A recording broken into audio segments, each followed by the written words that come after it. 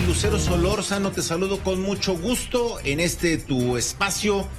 Vamos a platicar, tú nos vas a platicar de esta película Te llevo conmigo, una cinta que ganó el Festival de Sundance de 2020 y que cuenta la historia de Iván y Gerardo, dos amigos que hacen en Brooklyn, en Nueva York, el sueño americano una realidad. ¿Cómo estás, Lucero? Muy buena tarde.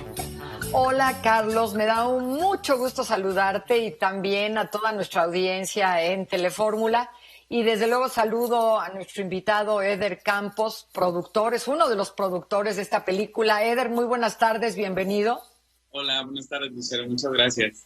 Bueno, pues Carlos y queridos escuchas y televidentes, les cuento que esta reapertura lenta de los cines, porque esta película se estrena en salas, permite la llegada hoy de una película que se llama Te llevo conmigo, I Carry You With Me. Es una coproducción México-Estados Unidos. Está dirigida por una norteamericana que se llama Heidi Ewing. Está escrita por Alan Page Arriaga, que pues el apellido les debe sonar, y está escrita también por ella, por la propia directora. Cuenta una historia real, Carlos, que es lo que me hace la película muy interesante.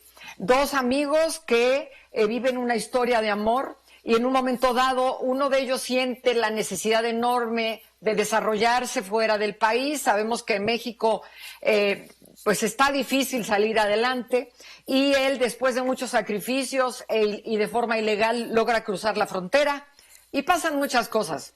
Eder, yo quisiera que tomaras la palabra y nos contaras primero cómo descubriste a estos dos personajes que salen en la película, ya como adultos, interpretándose a sí mismos. Esa parte de la película me encanta. Y quiero saber cómo nace esto, cómo llegas a trabajar con Heidi Ewing, pues en fin, todos los detalles para que el público se interese en esta película Te llevo conmigo.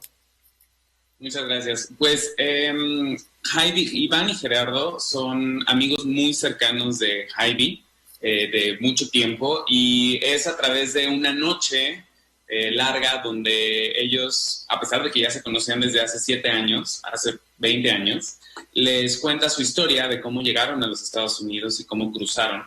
Y es ahí cuando Heidi sabe que hay algo importante que contar en esta película. Todavía no sabía muy bien a qué dirección llevar esa historia, porque ella de por sí, ella viene de una formación de documental, es una directora de documentales, estuvo nominada al Oscar por un documental que se llama Jesus Camp, y ahora ella decide incursionar en la ficción a través de esta historia, y ella tenía ya material capturado de la relación que tiene con ellos como amiga, y es así donde empieza a escribir. Y después invita a Alan Page para escribir el guión de una manera mucho más estructurada de ficción y decide contar esta historia, y es muy valiente de ella, al ser una directora mujer extranjera, contar una historia de mexicanos, de dos hombres que se enamoran en idioma español y con un crew mexicano.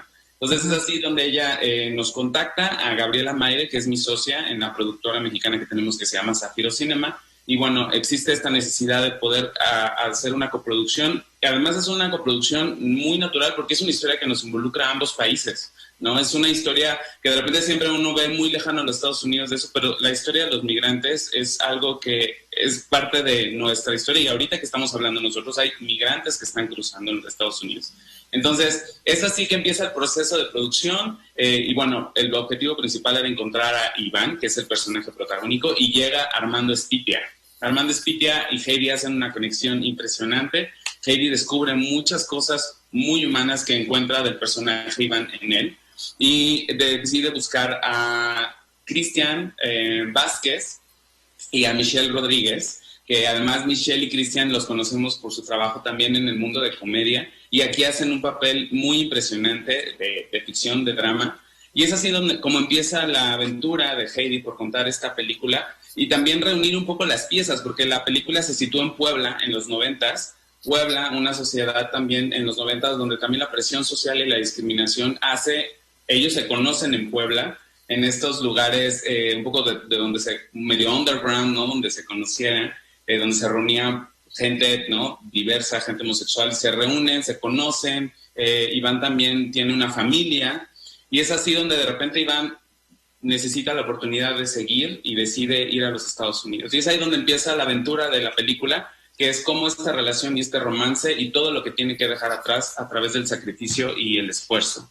Fíjate que más allá de la historia de amor que cuenta la película, que es muy importante, es la columna vertebral, podríamos decir, de la película, pero te comentaba yo que tiene otra lectura que me pareció muy atractiva y muy bien lograda, que es el tema de la migración, ¿no? El tema de cuando se habla de las remesas y los miles de millones de dólares que están ingresando los mexicanos, el logro es de ellos. El logro es de la gente que se está saliendo y que se separa de su gente y que se separa de su pareja y que se llena de dolor y de sufrimiento y de muerte para llegar a conseguir un sueño que, como dice en algún momento Iván, es un sueño que sucede un poco, no sé si dice como en cámara lenta o algo así, ¿no? Sí. El hecho es que la película se puede dividir en 2 actos. La primera parte, nos prepara para todo esto que va a pasar entre estos 2 hombres, y cuando Iván decide irse y ya empiezan a alternarlos con sus versiones